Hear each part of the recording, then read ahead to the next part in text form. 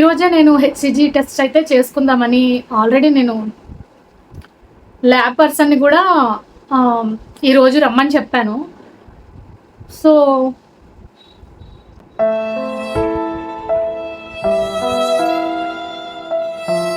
Hello,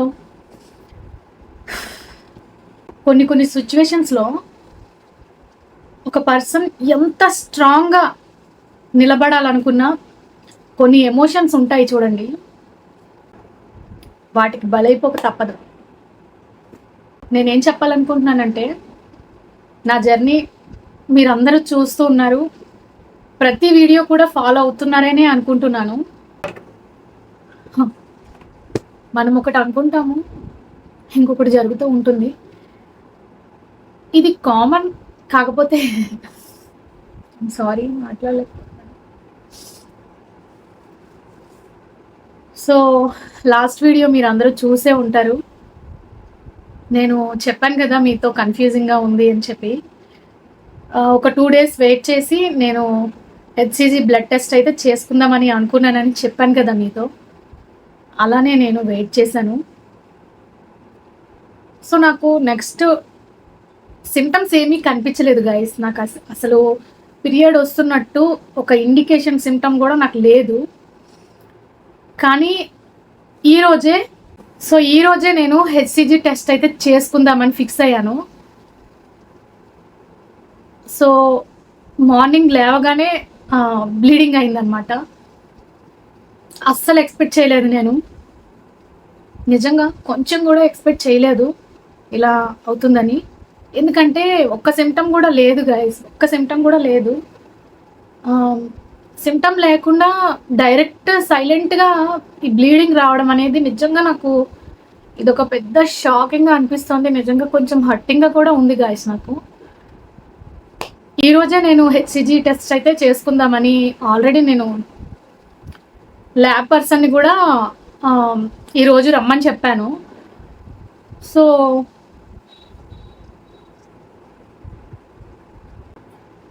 ఇదన్నమాట. ఈరోజు నేను టెస్ట్ చేసుకోవాలని అనుకున్నాను. ఇదే రోజు మార్నింగ్ నాకు బ్లీడింగ్ అయితే కనిపించింది.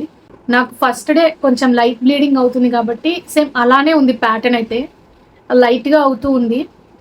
సో రేపు డే 2 కాబట్టి కొంచెం హెవీ ఫ్లో ఉంటుందేమో చూడాలి. ఈరోజైతే మొత్తానికి చాలా డిసప్పాయింటింగ్గా ఉంది నాకైతే. నేను ఒకటి అనుకుంటే ఇంకొకటి జరిగింది.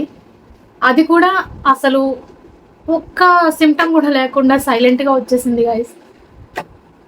అదే నాకు చాలా షాకింగ్ అనిపిస్తుంది. ఇది కూడా న్యాచురల్ పీరియడ్లో ఇలా రావడం ఫస్ట్ టైం నాకు. సో పీసీఓడి ఉన్నప్పుడు ఇలాంటివన్నీ చూస్తూ ఉండాలి, ఇలాంటి హర్టింగ్స్ ఇంకా అవుతూనే ఉండాలేమో. కానీ నేనైతే ప్రజెంట్ కొంచెం డిసప్పాయింటింగ్గానే ఉంది నాకు. అంటే ఇప్పుడు ఈ సైకిల్ నాకు హోప్ ఇచ్చిందనే చెప్పాలి. హోప్ ఇచ్చినట్టే ఇచ్చి సడన్గా షాక్ కూడా ఇచ్చేసింది. సో దాన్ని నేను కొంచెం తీసుకోవడం కష్టంగా అనిపిస్తుంది నాకు. ఎందుకంటే నేను ఆల్రెడీ ఫిక్స్ అయ్యాను గైస్. టెస్ట్ చేసినప్పుడే నాకు అలా లైట్గా కనిపిస్తుంటే ఇది అన్వాంటెడే అని నేను బ్లైండ్గా ఉన్నాను. కాకపోతే అంటే ఎందుకో ఎక్కడో కొంచెం హోప్ అయితే ఉండింది. అది మిస్ అవడం వల్ల, లేదంటే అది మనం ఏమో నాకు. కాకపోతే ఆల్రెడీ 15 days అవుతుంది కదా పీరియడ్ స్కిప్ అయ్యి. దానివల్ల నాకు కొంచెం ఎక్కడో హోప్ ఉంది. ఆ హోప్ కాస్త ఈరోజే కరెక్ట్గా నేను ఏ రోజైతే బ్లడ్ టెస్ట్ చేసుకోవాలనుకున్నానో అదే రోజు నాకు పీరియడ్ రావడం అనేది నాకు నిజంగా చాలా డిసప్పాయింటింగ్గా ఉంది. చాలా అంటే చాలా డిసప్పాయింటింగ్గా ఉంది. అయినా స్టిల్ తప్పదు, స్ట్రాంగ్గానే ఉండాలి. ఎందుకంటే పీసీఓడి ఉన్నప్పుడు ప్రెగ్నెన్సీ అంత ఈజీ కాదు, అది నాకు తెలుసు. కానీ మనం ఎవ్రీ సైకిల్లో మనం ఇలాంటివి జరుగుతున్నప్పుడు చాలా డిస్టర్బ్ అవ్వాల్సి వస్తుంది కదా.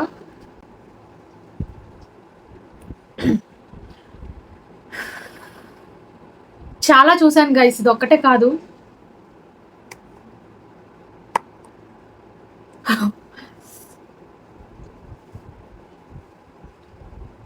ఆల్రెడీ నేను మన ఛానల్లో చేశాను, బ్యాడ్ ఎక్స్పీరియన్స్ చాలా ఉన్నాయి.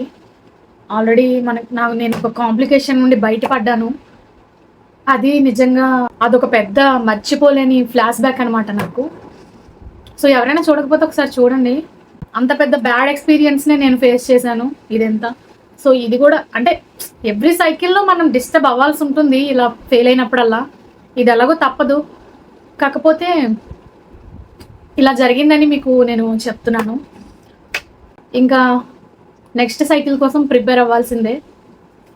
లాస్ట్ వీడియోలో ఒక సిస్టర్ ఒక మంచి సలహా ఇచ్చారు. అదేంటంటే అది నాకు కూడా తెలుసు, కాకపోతే మీకు యూజ్ అవుతుందేమో అని నేను మీకు చెప్తున్నాను. అదేంటంటే మనం ప్రెగ్నెన్సీ ప్లాన్ చేస్తున్నాం కదా, ఈ సైకిల్లో మనం ప్రెగ్నెన్సీ ప్లాన్ చేస్తున్నాము, ఫాలిక్యులర్ స్టడీ తీసుకున్నాము. ఓవులేషన్ వరకు మనం డైట్ ఎక్సర్సైజ్ ఏదైనా చేయొచ్చు, కానీ ఆఫ్టర్ ఓవులేషన్ మాత్రం ఎక్సర్సైజ్ స్టాప్ చేయండి అండ్ ఓవర్ డైట్ అది చెయ్యొద్దు. జస్ట్ లైట్ వాకింగ్ అది సరిపోతుంది ఆఫ్టర్ ఓవులేషన్ అనమాట. ఎందుకంటే మనకి ఇంప్లాంటేషన్ ఇంపార్టెంట్ కదా.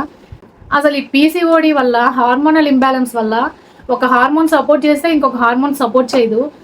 దానివల్ల ప్రెగ్నెన్సీనే చాలా డెలికేట్గా ఉంటుంది. దానివల్ల మనం ఇలాంటి జాగ్రత్తలు తీసుకోవాలన్నమాట. నేనైతే ఈ సైకిల్లో ఫస్ట్ హోప్ పెట్టుకోలేదు, కానీ తర్వాత రోజులు గడిచే కొద్దీ కొంచెం హోప్ వస్తూ ఉందన్నమాట, నిజంగా ఉందేమో అని చెప్పి. So no guys, it's disappointed. మీరు ఎవరైనా ప్రెగ్నెన్సీ ప్లానింగ్ చేస్తూ ఉంటే ఓవులేషన్ ముందు వరకు మాత్రమే ఎక్సర్సైజెస్, డైట్ ఇవన్నీ ఫాలో అవ్వండి. ఆఫ్టర్ ఓవులేషన్ కొంచెం జాగ్రత్తగా ఉంటేనే చాలా మంచిది. నేనంటే నాకు డిలే పీరియడ్ అనే నేను స్ట్రాంగ్గా ఫిక్స్ అయ్యాను కాబట్టి నేనైతే అంత జాగ్రత్త తీసుకోలేదు. అంటే ఉన్నాను, పీరియడ్ స్కిప్ అయిన 1 వీక్ వరకు నేను చాలా జాగ్రత్తగా అయితే ఉన్నాను. అంటే టెస్ట్ చేసుకునే వరకు, సెకండ్ టెస్ట్ చేసుకునే వరకు నేనైతే చాలా జాగ్రత్తగా ఉన్నాను. సెకండ్ టెస్ట్ చేసుకున్న తర్వాత ఇంకా నేను లైట్ తీసుకున్నాను, ఇది డిలే పీరియడ్ కంపల్సరీ అని చెప్పి. అదనమాట. ఈ సజెషన్ ఇచ్చినందుకు ఆ సిస్టర్కి చాలా థ్యాంక్స్. ఇది మీకు కూడా యూజ్ అవ్వచ్చు అని నేను చెప్తున్నాను అనమాట. సో నెక్స్ట్ స్టెప్ ఏంటంటే, ఇది డే 1 కాబట్టి డే 2కి అయితే నేను హాస్పిటల్కి వెళ్ళాలనుకుంటున్నాను. ఎందుకంటే లాస్ట్ సైకిల్ మేడమే స్టాప్ చేశారు కాబట్టి ఈ సైకిల్లో ఆవిడ ఏం చెప్తారు, ఏం చేస్తారు అనేది నాకు తెలీదు. అంటే సైకిల్ మళ్ళీ ఇస్తారా లేదంటే ఇది కూడా స్టాప్ చేస్తారా అనేది నాకు ఐడియా లేదు. ఒకసారి డే 2కి వెళ్ళి కలిసి వస్తాను, ఆవిడ ఏం చెప్తారో చూద్దాం. ఇంకొకటి ఏంటంటే ఆవిడ నాకు విటమిన్ డి ఇంకా ఫోలిక్ యాసిడ్ ఇచ్చారు గైస్ లాస్ట్ మంత్లో. నాకు విటమిన్ డి అయితే కంప్లీట్గా వీక్లీ వన్స్ వేసుకుంటాం కాబట్టి 1 మంత్ కంప్లీట్గా నేను వేసేసుకున్నాను. ఫాలిక్ యాసిడ్ అయితే నాకు అసలు నిజంగా ఈ ఫోలిక్ యాసిడ్ అసలు గుర్తుండట్లేదు గైస్. ఒకరోజు వేసుకుంటే ఇంకో రోజు స్కిప్ అయిపోతూ ఉందన్నమాట. ఇక నుంచైనా నేను ప్రాపర్గా ఫోలిక్ యాసిడ్ వాడదామని ఫిక్స్ అయ్యాను. ఎందుకంటే ఈ మంత్ అసలు మామూలు కన్ఫ్యూజన్ కాదు, ఇంత కన్ఫ్యూజింగ్గా ఉంటుందని ఈ సైకిల్ నేనైతే అస్సలు ఎక్స్పెక్ట్ చేయలేదు గైస్. లాస్ట్ మినిట్లో కూడా నేను బ్లడ్ టెస్ట్ చేసుకోవాలి అనుకునే లాస్ట్ మినిట్లో కూడా ఇలా జరుగుతుందని అయితే నేను అస్సలు అనుకోలేదు. ఇలా జరిగినందుకు నిజంగా టెస్ట్ చేసుకుందామనే లోపే ఇలా జరిగినందుకు నేనైతే నిజంగా లిటరలీ ఏడ్ చేశాను గైస్. చాలా హట్టింగ్గా అనిపించింది నాకు. ఎందుకు ఈరోజే టెస్ట్ చేసుకుందాం అనుకున్నాను, ఈరోజు అసలు ఒక్క సిమ్టమ్ కూడా లేకుండా ఎందుకు ఇలా అయ్యిందని చెప్పి నాకు కొంచెం హట్టింగ్గా అనిపించింది. స్టిల్ హార్మోనల్ ఇంబ్యాలెన్స్ ఉంటే ఎలా ఉంటుందో చూస్తున్నారు కదా. పెళ్ళైన తర్వాత ప్రెగ్నెన్సీ కోసం ఎంత సఫర్ అవ్వాల్సి ఉంటుందో. ఎవరికైనా పీసీఓడి ఉంటే మీరు పెళ్ళి కాకపోయినా పర్వాలేదు, కానీ పీసీఓడిని కంట్రోల్లో పెట్టుకునే ప్రయత్నం చేయండి. మీకు మ్యారేజ్ అయిన తర్వాత చాలా సఫర్ అవ్వాల్సి వస్తుంది. నేను కూడా బిఫోర్ మ్యారేజ్ పీసీఓడి ఉందని నాకు తెలుసు, కానీ పీసీఓడిని కంట్రోల్ చేయడానికి ఏం చేయాలనేది నాకు తెలియదు. ఫుడ్ నాలెడ్జ్ లేదు, ఏం తెలియదు. ఇర్రెగ్యులర్ పీరియడ్స్ ఉండేవి. హాస్పిటల్కి వెళ్తే జస్ట్ హార్మోన్స్ పిల్స్ ఇచ్చేవాళ్ళు 21 డేస్వి. అవి వేసుకుంటే పీరియడ్ వచ్చేది, లేదంటే లేదు, అంతే. ఎవరైనా అన్మ్యారీడ్ వాళ్ళు చూస్తున్నట్టయితే దయచేసి ప్రాపర్ డైట్, ప్రాపర్ ఎక్సర్సైజ్ చేసుకుంటూ రెగ్యులర్ పీరియడ్స్ వచ్చేలాగా మెయింటైన్ చేసుకోండి. నేనైతే ఆఫ్టర్ మ్యారేజే పీసీఓడి గురించి రీసెర్చ్ చేయడం, తెలుసుకోవడం, అసలు దీని గురించి తెలుసుకోని ప్రయత్నం లేదనమాట. ప్రతిదీ కూడా క్లియర్గా తెలుసుకున్నాను.